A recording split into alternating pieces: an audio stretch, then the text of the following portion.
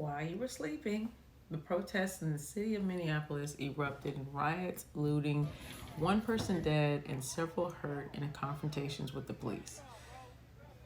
Now, it's no secret that George Floyd's death sparked national outrage, large protests, and confrontations yesterday. Hundreds of people gathered together where Floyd was killed after he repeatedly told an officer that was kneeling on his neck that he couldn't breathe. Now, Floyd was pronounced dead shortly after. But first, I have to discuss one of the most strangest elements of this story, and also one of the most highest trending topics this morning. It concerns citizen screams. Jennifer, is that enough? Yesterday's protest is escalated into a full-on confrontations with the police at the police headquarters, and at some point turned to looting and vandalism throughout the city. Some of the crowd even moved to the kneeling officer's home. Look how many fucking people are defending this killer's house. Local department stores and small businesses were under siege. Then Jennifer emerged. Some tweets have described this lady as a middle-aged or senior citizen, white woman in a wheelchair. It's not known if she's disabled or not, but we'll get into that later. By now, you may have seen that the local Target was demolished, but Jennifer sprung into action, grabbed a shiv, wedged her chair in front of the door, and proceeded to stab people, black people. There's a lot of footage from various angles showing just how Jennifer spared some white looters and jammed up black looters. Hey! She got a knife! You got a knife!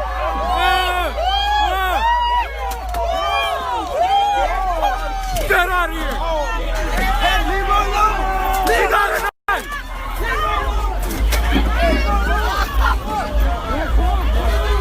She's stabbing me!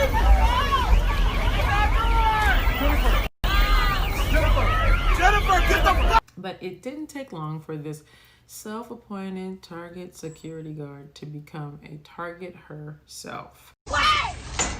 Now, go! She withstood several beatings in a short period of time,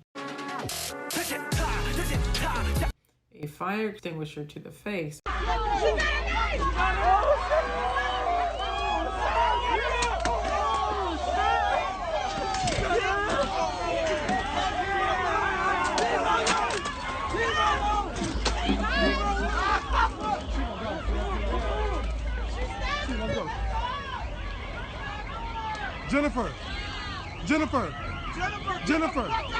Jennifer, is that enough? and countless other shoving matches with carts and people and things. That's out the way! Now, go!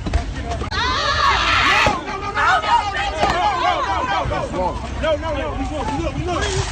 It was horrendous to watch and mildly amusing to see someone attacking people get attacked.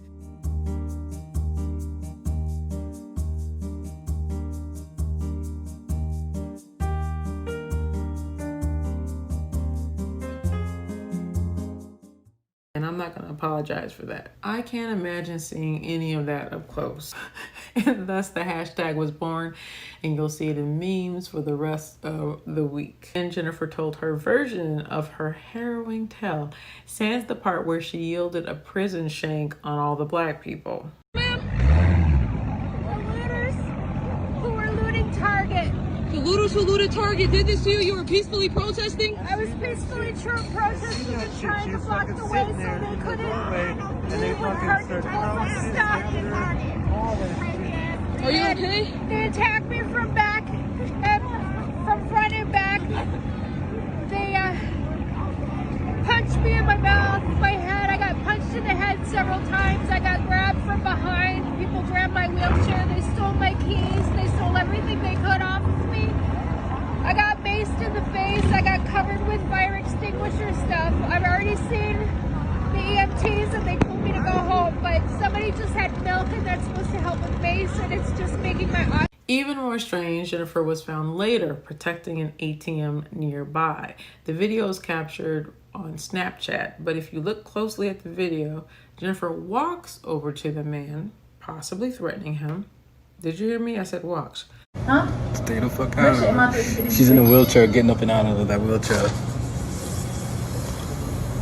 Then she goes and walks back and sits down.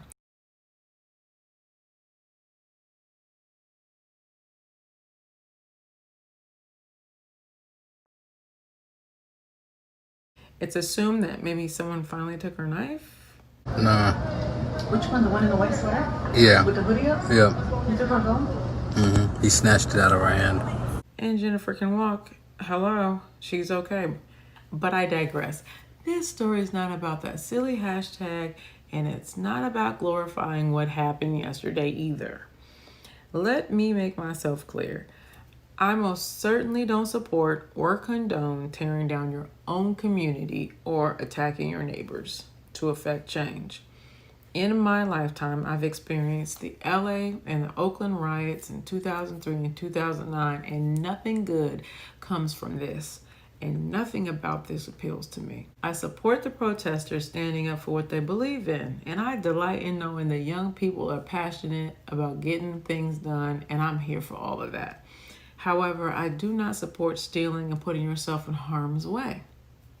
Like, why would I?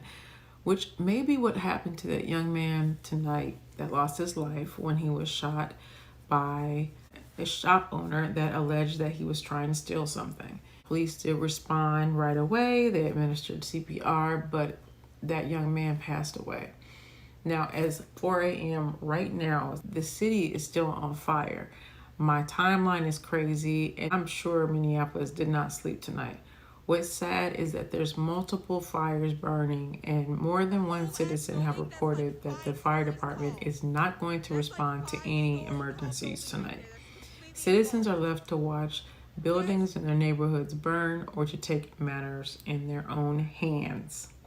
Now, this is the part that I don't get. The amount of people that I saw with their cell phones, iPads, tweeting, streaming, placing traceable images on social media.